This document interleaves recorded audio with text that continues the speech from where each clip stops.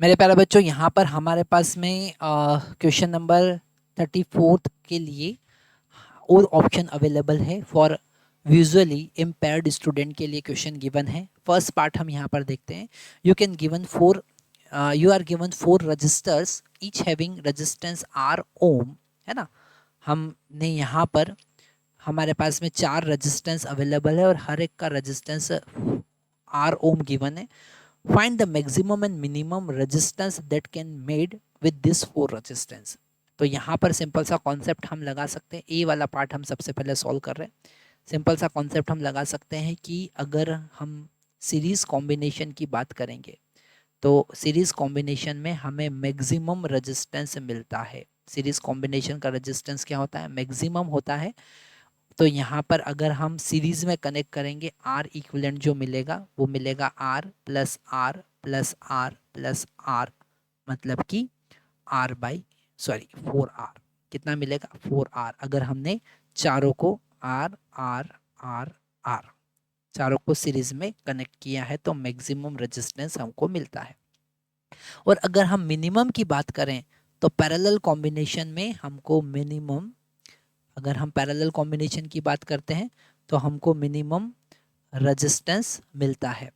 Okay, और यहाँ पर 1/r इक्विवेलेंट हम देखेंगे तो हमको मिलेगा 1/r1 मतलब r प्लस 1/r2 मतलब r प्लस 1/r3 मतलब r प्लस 1/r4 मतलब r, मतलब 1/r इक्विवेलेंट हमको मिला 4 डिवाइडेड बाय r। तो r इक्विवेलेंट हमको यहाँ पर मिलेगा r डिवाइडेड बाय 4। ठीक है, तो ये मिनिमम होगा जब हमने पैरेलल में कनेक्ट किया। तो हम यहाँ पर डायग्राम भी देख सकते हैं, एक आर, दूसरा आर, तीसरा आर और चौथा आर। हमने इन सबको पैरेलल में कनेक्ट किया। तो ये फर्स्ट ए पार्ट हमारा यहाँ पर सॉल्व हुआ। अगर हम बी पार्ट की बात करें तो बी पार्ट हम यहाँ पर सॉल्व कर सकते हैं। बी पार्ट में वो और में है पर हम यहीं पर अभी सॉल्व करके बता देते हैं आपको। A copper wire of length L equal to 2 metre and cross section is 0.5 mm square and the resistivity rho is equal to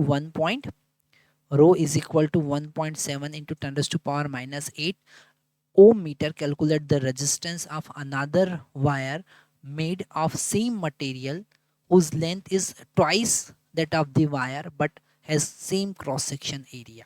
ठीक है, तो जो हमारा रेजिस्टेंस होगा, जो हमारा रेजिस्टेंस हमको आर फाइंड करना है, उसके लिए हम लेंथ की अगर बात करेंगे तो उन्होंने कहा है डबल लेंथ होना चाहिए। तो जो 2 मीटर है उसकी जगह 4 मीटर होना चाहिए।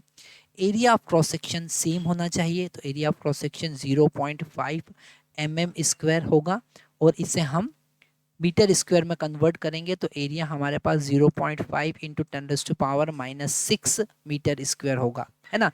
1 mm को अगर हमको मीटर में कन्वर्ट करना तो 10⁻3 स्क्वायर को कन्वर्ट करना तो 10⁻6। तो यहाँ पर आप समझ गए होंगे कि 10⁻6 हमने क्यों यूज़ किया है। अगर हम रजिस्टिविटी की बात करें तो रजिस्टिविटी रो यहाँ पर चेंज नहीं होगा, सेम मटेरियल है, मतलब 1.7 इंटू 10⁻8 ओम मीटर होगा। अब अगर हमको रेजिस्टेंस फाइंड करना है तो हम लिखेंगे रो L बाई ए, ये फार्मूला होता है। रो यहाँ पर रेजिस्टिविटी है, L यहाँ पर लेंथ है, ए यहाँ पर एरिया ऑफ क्रॉस सेक्शन है। यहाँ पर 1.7 इंटू 10⁻8, L का वैल्यू हम 4 लिखेंगे और यहाँ पर ये जो एरिया है इसको हम लिख सकते हैं 1/2 इंटू 10⁻6। 1/2 क्यों? क्योंकि 0.5 का मतलब 1/2 होता है। ठीक है, हम यहाँ पर हमारे वीडियो को छोटा कर लेते हैं ताकि हमारे पास स्पेस मिल जाएगा। तो r का वैल्यू जो हमको मिला वो मिला, इस 2 का ऊपर मल्टीप्लाई हो जाएगा तो 1.7 इंटू 8 हम लिखेंगे इंटू 10⁻8 प्लस 6, ये डिनोमिनेटर का 10⁻6 जो है ऊपर आएगा तो प्लस 6 हो जाएगा। ठीक है, तो 56 का 6, 5, 8 1 जा 8 और 5 मिल रहा है हमको 13। ठीक है, तो 13.6 इंटू 10⁻2 ओम का रेजिस्टेंस बनेगा। That is the answer. ठीक है, तो ये क्वेश्चन भी एक बार हमने ट्राई कर लिया। वैसे तो ये क्वेश्चन हमारे लिए नहीं था पर फिर भी हमने ट्राई किया है। क्यों? क्योंकि हमको सारा प्रैक्टिस अच्छे से करके जाना है। इस टाइप के क्वेश्चन अगर बेसिक क्वेश्चन आप सारे कर लेते हैं तो डेफिनेटली फाइनल एग्जाम में आपको कोई तकलीफ नहीं आने वाली है।